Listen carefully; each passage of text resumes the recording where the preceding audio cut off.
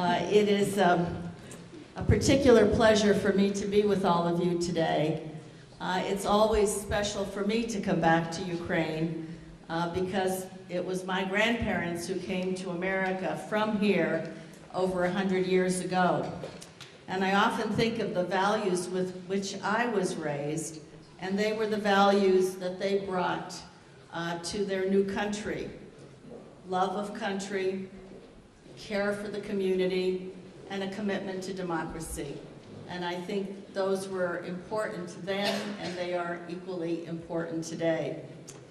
It is also a distinct pleasure for me to be here in my capacity as the gender representative of the chairmanship of the OSCE to participate in this really important gathering sponsored by the OSCE and ODIHR on the human dimension of security, which we often don't always put into practice when we're confronted with security challenges around the globe.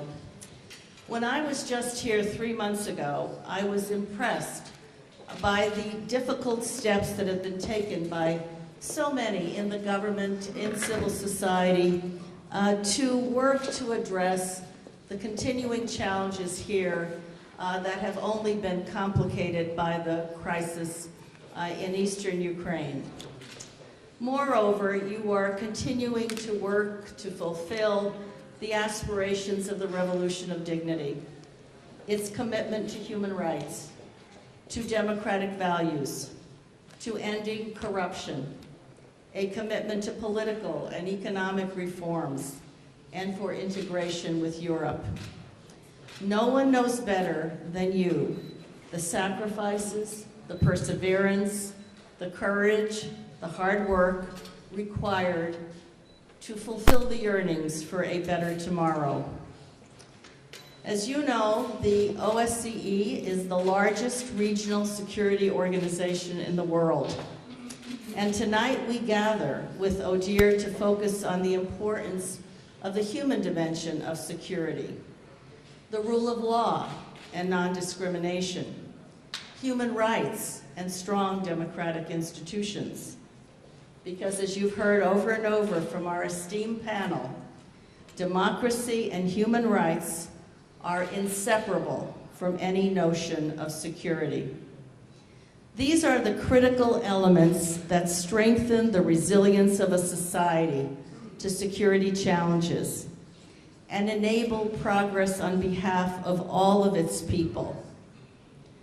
The conference will speak to several issues tomorrow, but I want to talk to you about half your population, the women of this great country, and the importance of the other half of the population, the good men, and their engagement on behalf of women's progress. Now, why is that? This is not just a women's issue. Gender equality is about all of society. It is truly an imperative if we are going to advance democracy, peace, and security. It is a fundamental matter of human rights. Clearly the right thing to do.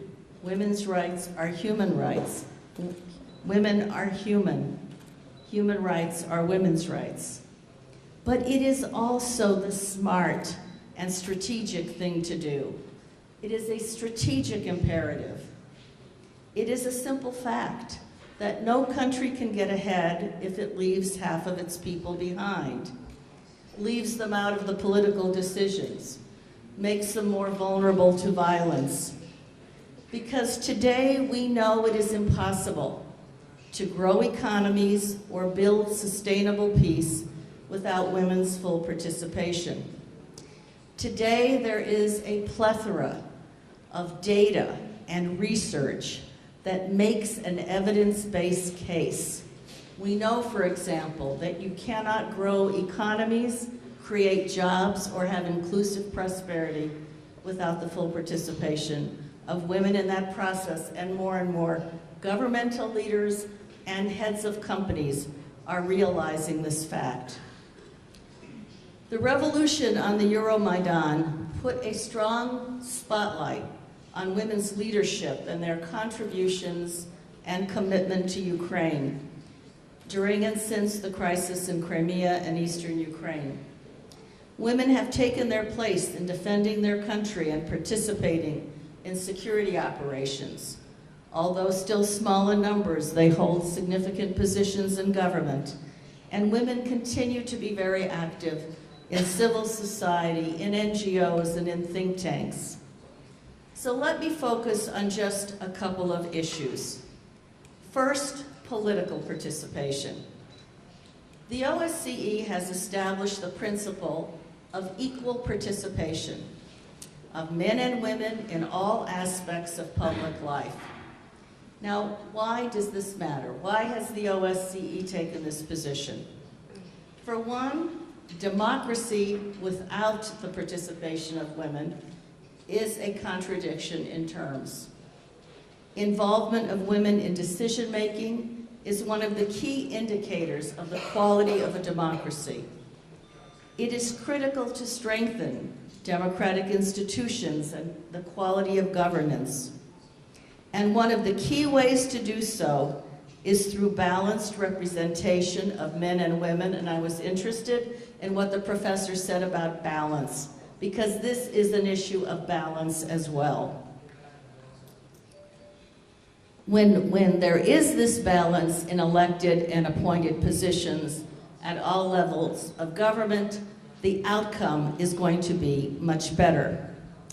When women are discriminated against in the political spheres, the talents that they have, the experiences and perspectives that they have are shut out of political decisions. They are shortchanged as citizens. But so too is the country shortchanged because of its prospects being limited by their lack of participation. So I want to be clear, this is not a matter of women being better than men. It is not a matter of men being better than women. It is not a zero-sum game. It is about tapping the expertise and experience of all of our citizens. The decisions the Verkhovna Rada makes, or those made by regional and local governments, affect women and their families. They are affected by the legislation that is adopted, but often they have no voice in those decisions. Ukrainian women have had the right to vote for almost 100 years, but they are a mere 12% in the parliament. I would venture that if parliament were more balanced in its representation, it would be far more effective, and issues that need to be resolved would get resolved. Look what 12% have achieved. Imagine if that were even doubled. This is why ODIHR has been engaged in supporting the work of the Equal Opportunities Caucus in the Rada and working to strengthen dialogue between civil society and government stakeholders on a broad range of issues. There should be no place anywhere for harmful gender stereotypes, for condescension, for negative attitudes.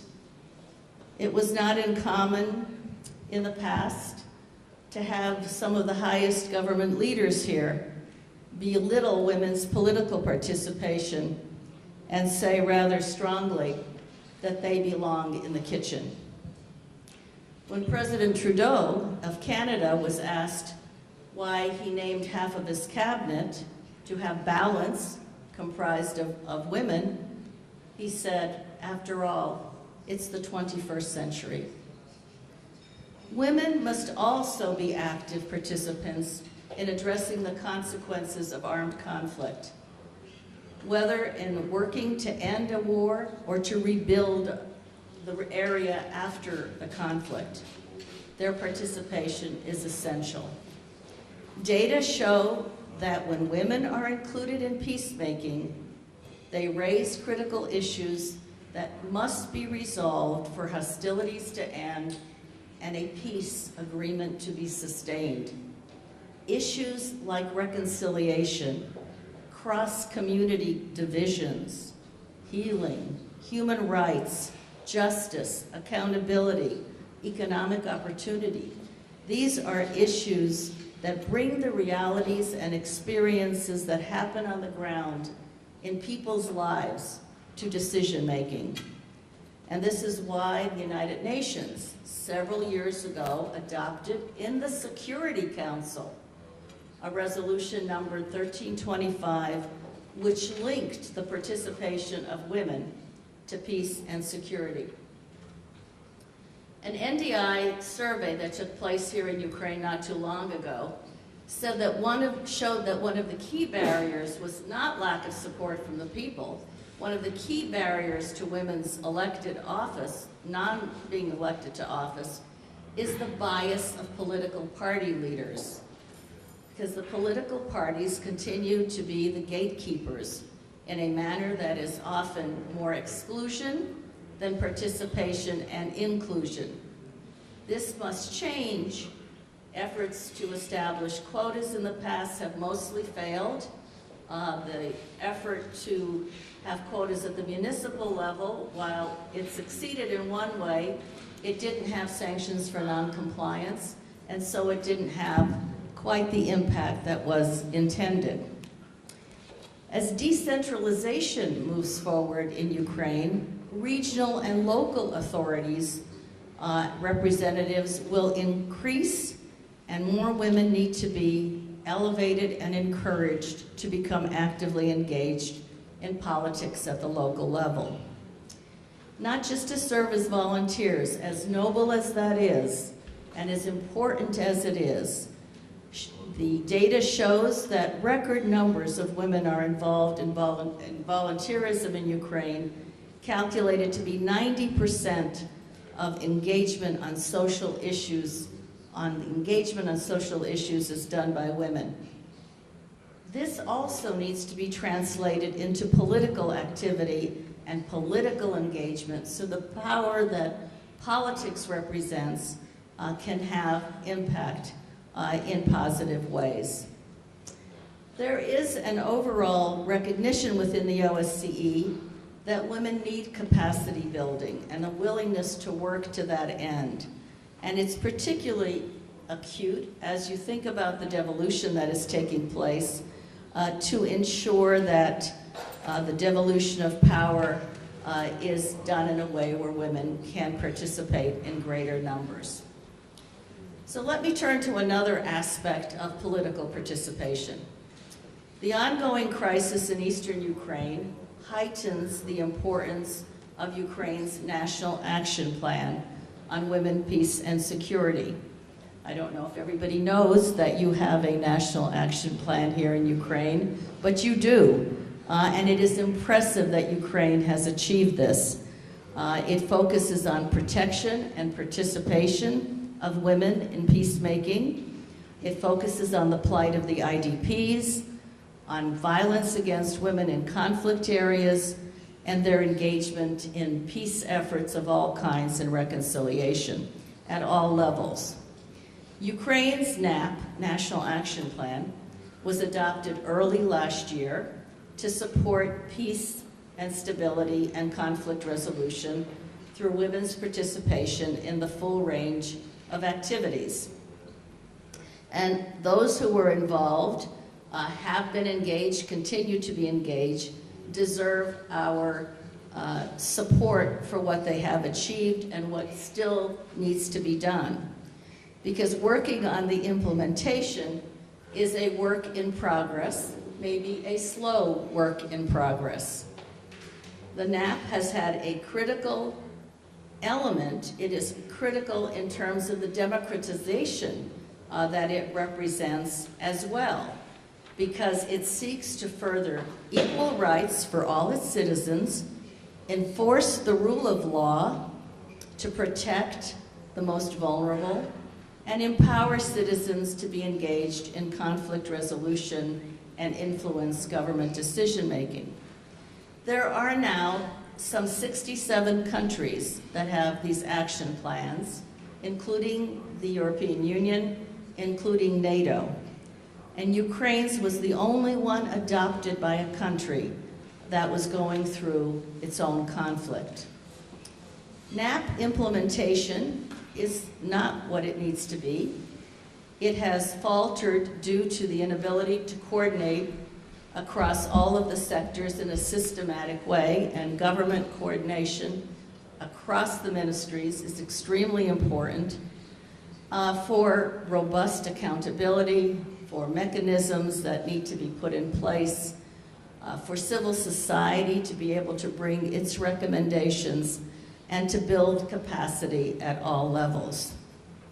A positive development for the coordination that's necessary is the new authority of the Vice Prime Minister, Klimpush Tsindzadze, who has been given the authority for gender integration across the government and for coordination. And this issue is important in itself, but it's critically important as a cross-cutting issue to influence decisions at varying levels on various issues so that the operations can produce the kind of effect everybody wants to see, so that government can indeed be more effective.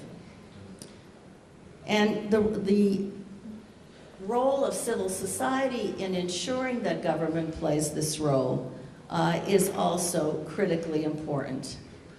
The key to ensuring sustainability will be whether or not it gets institutionalized, or if it's just a temporary exercise important in itself.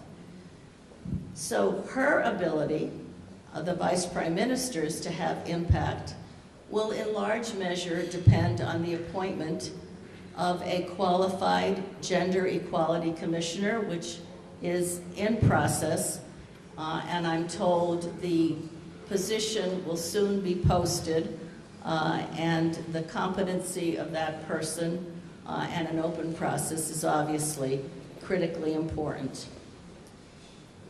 You heard some about the focus on people, and people-to-people engagement is the basis on which we must all build the conversation in conflict resolution, a conversation that still remains largely military, but there are many needs, from economic hardship to domestic violence, that also need to be part of the discussion. As one key observer here in Ukraine said to me, women are missing from the equation, and we must understand the important role that they can play. From participation in all these ways, let me focus on domestic violence, because it is another critical human rights issue that affects all of society. Domestic violence is a crime. It is not a private matter. It is not a cultural issue. Governments have the obligation to protect all their citizens. And domestic violence is a serious and widespread problem in this country as it is in many countries. There is no country not touched by this issue, including my own. But it must not be marginalized, and the perpetrators of this violence must not have impunity, must not be able to go at it with impunity. It extracts a terrible toll, not just on the victim and her children, but puts extreme costs on all of society. Governments confront huge costs in terms of medical expenses and economic losses in terms of productivity and output. Ukraine has not yet adopted a law to criminalize domestic violence and protect and assist survivors of the violence. Nor has Ukraine ratified, as you heard earlier, the Istanbul Convention, a key regional instrument to combat violence against women that requires the relevant Ukraine laws to be consistent with the stipulation of the convention. The bill on preventing and combating domestic violence is an attempt to harmonize these laws into this framework, but it has not yet been approved by the Rada. So this is a pervasive and serious issue as well that's now exacerbated by the armed conflict in the East. La Strada, an NGO I'm sure many of you know, operates a telephone hotline, and they report that about 90% of its more than 39,000 calls have to do with domestic violence, and we know that large numbers of these cases never go reported. The response to victims of domestic violence is still more anemic than robust, and in order to protect the victims, there needs to be obviously a greater focus on shelters and other kinds of social services. As you know, a group of leaders and some politicians, religious leaders, have opposed ratification, saying that it is about European values and not traditional Ukrainian values. Freedom from violence is a fundamental human right. It is a universal value. It is not confined to Europe's interpretation or whatever Ukrainian traditional values are. It is a fundamental human right to be free from violence, men and women to be free from violence. Serbia, Poland, Georgia, among many other countries, have ratified the convention. And men and boys truly need to be a part of the solution to domestic violence. More police officers can make a compelling case, but it will take men in every pursuit, whether in business, in government, or in civil society, to be engaged. The role of the ombudsperson, who you've already heard from, is an absolutely critical role, and I hope that the vacancy, she continues in this position, even though her term has expired, because there has not been the ability to come together by the government in terms of what is a consensus on how to proceed in this role. But that is a position that oversees the assurance that all legislative matters that are put forward are consistent with human rights, so it's vitally important. Women and children comprise the majority of the IDPs, and it is women's groups that have been mobilized on the local level, providing services and leading efforts on normalization in communities. Moreover, among IDPs, the incidence of gender-based violence is on the increase, and confronting violence of all kinds and human trafficking in the conflict remains a very pressing issue for all of those who are engaged. The police, of course, play a very vital role in preventing and combating this violence, and it is encouraging that the Ministry of Internal Affairs has established a pilot program, Police Against Violence, with projects at the community level to identify these cases and to achieve the right kinds of outcomes. And the reform of the patrol police is another example of real reform that is impacting people's lives. So there is much that is of importance in these two issues, which represent the larger issue of equality and human rights that is critical to everything that I think everyone here wants to see achieved. Let me just say that we must together continue to develop effective ways to address the obstacles that hold back half of Ukraine's population and the talent that women in this country represent. If we do not, we will continue to stifle Ukraine's progress. This is not an option. It is truly a necessity. During the Euromaidan, men and women came together in large numbers, putting their lives at risk, withstanding adversity, and you were an inspiration to the world. The words of your national anthem were sung day and night, over and over, words that kept those on the Maidan going at a most difficult hour. Shednavedla Ukraina, Yislava Nivoya. The glorious spirit of Ukraine shines and lives forever. It is up to each of you, and countless more not in this room, to keep that spirit alive and fulfill its great potential. To do that, we must protect human rights and work to build a vibrant democracy and to build peace and security. And in order for that to happen, there must be a commitment to gender equality. It is essential. And the OSCE and ODIHR will stand with you as you go forward. Thank you.